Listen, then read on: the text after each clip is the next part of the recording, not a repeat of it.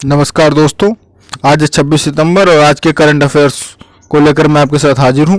दोस्तों, मैं 25 सितंबर current affairs नहीं तैयार कर पाया था, उसका भी करंट अफेयर्स को मैंने इसमें इंक्लूड कर लिया है। तो आइए आगे बढ़ते हैं।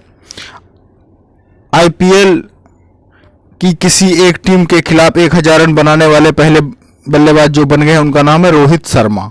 आईपीएल की किसी भी एक टीम के खिलाफ 1000 रन बनाने वाले बल्लेबाज बन गए हमारे रोहित शर्मा। तो हम आईपीएल से रिलेटेड तो कुछ खास अभी नहीं है, लेकिन हम ये देख लेते हैं कि भाई और कौन कौन से टूर्नामेंट आईसीसी के द्वारा जो कराए जाते हैं, वर्ल्ड कप और एशिया कप, इन सब के बारे में जान लेते हैं कि कौन कौन से जो कंपटीशन है वो होने वाले क्रिकेट के क्षेत्र में। तो आईपीएल तो इतना इम्पोर्टेंट नहीं है। एशिया कप 2021 श्रीलंका जून जुलाई, तो ये कैंसिल कर दिया गया था। ठीक, आईसीसी T20 वर्ल्ड कप 2021, तो ये है एक्सपेक्टेड अभी। ठीक है, इसी के बाद विराट कोहली जी ने कह दिया कि मैं संन्यास ले लूंगा। ठीक है, आईसीसी अंडर 19 वर्ल्ड कप 2022, ये वेस्ट इंडीज में होना है जनवरी 2022 में। आगे देख लेते हैं। आईसीसी WCWC 2022 न्यूजीलैंड में होना है ये। आईपीएल ये तो होना ही है। एशिया कप 2022 पाकिस्तान में होना है। आईसीसी T20 वर्ल्ड कप 2022 ये ऑस्ट्रेलिया में होना है। तो इसमें जो सबसे जो अभी महत्वपूर्ण इंपॉर्टेंट क्वेश्चन है वो आईसीसी T20 वर्ल्ड कप 2021 कहाँ होना है? इंडिया में होना है। ये इंपॉर्टेंट है, मोस्ट इंपॉर्टेंट ये है, इसको आप याद रखें, किसी कंपटीशन में पूछा जा सकता। नेक्स्ट क्वेश्चन देख लेते हैं। हाल ही में जिस राज्य में दुनिया के सबसे ऊंचे इलेक्ट्रिक वाहन चार्जिंग स्टेशन का उद्घाटन किया गया है, ये हिमाचल प्रदेश में किया गया है।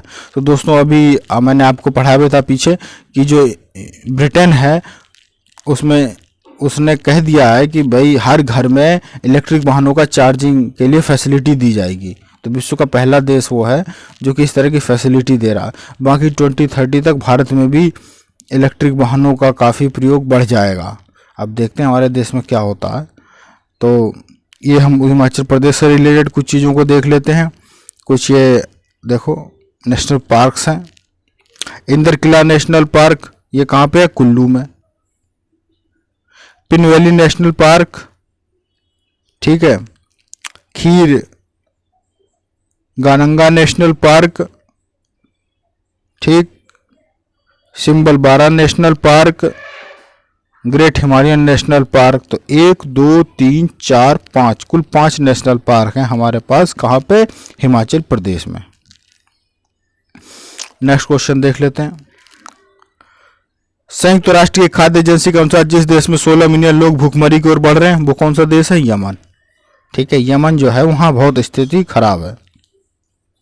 और हमारा पड़ोसी देश श्रीलंका, उसके पास भी फॉरेन रिजर्व खत्म हो गया है पैसों के क्षेत्र में, वो भी उसकी भी प्रॉब्लम है अभी। केंद्र सरकार ने शोध को बढ़ावा देने के उद्देश्य शिक्षण संस्थानों को पेटेंट शुल्क जितने प्रतिशत तक घटा दिया है? 80% तक घटा दिया है पेटेंट शुल्क। हाल ही में रक्षा मंत्रालय ने भारतीय सेना के लिए जितने अर्जुन टैंक MK1A का हैवी व्हीकल फैक्ट्री चेन्नई को इसका ऑर्डर दिया है, कितने का दिया है? 118 का दिया है। अर्जुन MK1A, ठीक है, हैवी व्हीकल फैक्ट्री चेन्नई से दिया ऑर्डर। पंजाब के मुख्यमंत्री चरणजीत सिंह चन्नी अभी बने ने जिसे राज्य का नया मुख्य सचिव नियुक्त किया है? अनिरुद्ध तिवारी। अनिरुद्ध तिवारी। नेक्स्ट क्वेश्चन देख लेते हैं। हाल ही में जिस अभिनेता को यूनाइटेड किंगडम की रॉयल नेवी में मानद कमांडर पद की नियुक्ति का सम्मान दिया गया है? Daniel Craig. ठीक है, डेनियल क्रेग है। नेक्स्ट देख लेते हैं। भारतीय सेना ने 26 से 29 सितंबर तक कोलकाता में विजय सांस्कृतिक महोत्सव आयोजित करेगी। Next question. अरुणाचल प्रदेश के पूर्व राज्यपाल और दिल्ली पुलिस के पूर्व प्रमुख YS डडवाल का 70 साल की उम्र में निधन हो गया है। YS डडवाल, ठीक। अब ये जो लोग न्यू पेंशन स्कीम जो गवर्नमेंट में जॉब है या जो प्राइवेट में है, जो NPS लेते हैं, उनके लिए 1 अक्टूबर को NPS दिवस मनाया जाएगा। 1 अक्टूबर को NPS दिवस मनाया जाएगा। अब कुछ क्वेश्चन हम 1 लाइन फॉर्मेट में देख लेते हैं, रिवीजन भी हो जाएगा हमारा। जस्टिन ट्रूडो तीसरी बार किस देश के प्रधानमंत्री के रूप में चुने गए हैं? पढ़ाया भी था मैंने। कौन है? कनाडा। ये भी बताया था कि मैंने कि वो किस पार्टी के हैं? लिबरल के हैं। देख लेते हैं। कनाडा के लिबरल पार्टी के नेता जस्टिन ट्रूडो तीसरी बार देश के प्रधानमंत्री चुने गए हैं। वह 2015 से सत्ता में है और 6 साल के कार्यकाल में 3 बार चुनाव जीते हैं। जस्टिन ट्रूडो ने चुनावों को बहुमत हासिल करने के उद्देश्य से अगस्त 2021 में मध्यावधि चुनाव का आह्वान किया। मध्यावधि क्या होता है दोस्तों? कि मान लो हमारा 5 साल का टर्म था और हमने कह दिया कि नहीं, हम 4 साल बाद ही चुनाव चाहते हैं। ठीक है, तो वो उसको बोलते हैं मध्यावधि। पूरा अवधि पूरा नहीं करा, उसके बीच में ही उन्होंने चुनाव करवा लिया। नेक्स्ट क्वेश्चन देख लेते हैं। किस देश के साथ भारत के औपचारिक रूप से व्यापक आर्थिक भागीदारी समझौते CEPA पर बातचीत शुरू की? संयुक्त अरब अमीरात। किसके साथ? संयुक्त अरब अमीरात। इसके बारे में कुछ जान लेते हैं।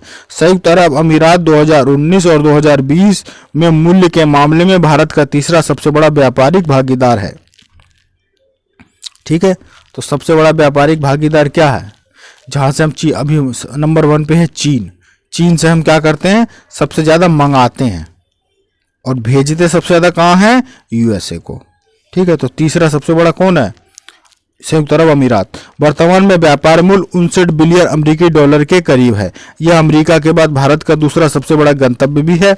हाल ही में भारत और संयुक्त अरब अमीरात ने व्यापक आर्थिक भागीदारी समझौते comprehensive economic partnership agreement CEPA पर औपचारिक रूप से बातचीत शुरू की है, जिससे दोनों देशों के बीच में द्विपक्षीय व्यापार को 5 वर्षों में $100 बिलियन तक पहुंचाने की उम्मीद है। निम्नलिखित में से किस उद्देश्य को प्राप्त करने के लिए निवेशकों और व्यवसायियों के लिए राष्ट्रीय एकल खिड़की प्रणाली लॉन्च की गई है? अनुमोदन और क्लियरेंस के लिए सिंगल विंडो। इसके बारे में जान लेते हैं। भारत सरकार ने हाल ही में निवेशकों और व्यवसायिकों के लिए एकल खिड़की प्रणाली national single window system for investors and business शुरू की है। इस पोर्टल को व्यावसायिक उद्यमों और निवेशकों के लिए सभी अनुमोदनों और मंजूरी प्राप्त करने के लिए संपर्क के एकल बिंदु के रूप में कार्य करने के लिए डिजाइन किया गया है। इसे ईज ऑफ डूइंग बिजनेस, मतलब बिजनेस करने में कितनी आसानी होगी, पारदर्शिता और जवाबदेही बढ़ेगी। वर्तमान में 18 केंद्रीय विभागों, 9 राज्यों के अनुमोदन को पोर्टल से जोड़ा गया है और अन्य 14 विभागों को दिसंबर 2021 तक इससे जोड़ा जाएगा। कई विभागों से उसके लिए परमिशन मिलती है बिजनेस स्टेब्लिश करने के लिए। ठीक है, इसमें सबसे महत्वपूर्ण विभाग अभी इस दौर में क्या बना हुआ है? National green tribunal NGT। इससे अनुमोदन लेनी पड़ती है, ये भी है ना। कई तरह के अनुमोदन होते हैं। हाल ही में किस खतरनाक रसायन के भंडारण के नियमों में ढील दी गई है? Ammonium nitrate and calcium carbonate. Ammonium nitrate. ठीक है, अमोनियम नाइट्रेट का फार्मूला ही होता। देख लेते हैं इसके बारे में। उद्योग और आंतरिक व्यापार समर्थन विभाग DPIIT भारत सरकार ने बेहतर सुरक्षा के लिए अमोनियम नाइट्रेट और कैल्शियम कार्बाइड के भंडारण और संचालन संबंधी नियमों को संशोधित और आसान किया है। नेक्स्ट क्वेश्चन देख लेते हैं। किस बैंक ने वित्त वर्ष 2026 तक सतत वित्त पोषण के लिए भारत में 30,000 करोड़ रुपए का ऋण देने का वादा किया है? तो यह है एक्सिस बैंक।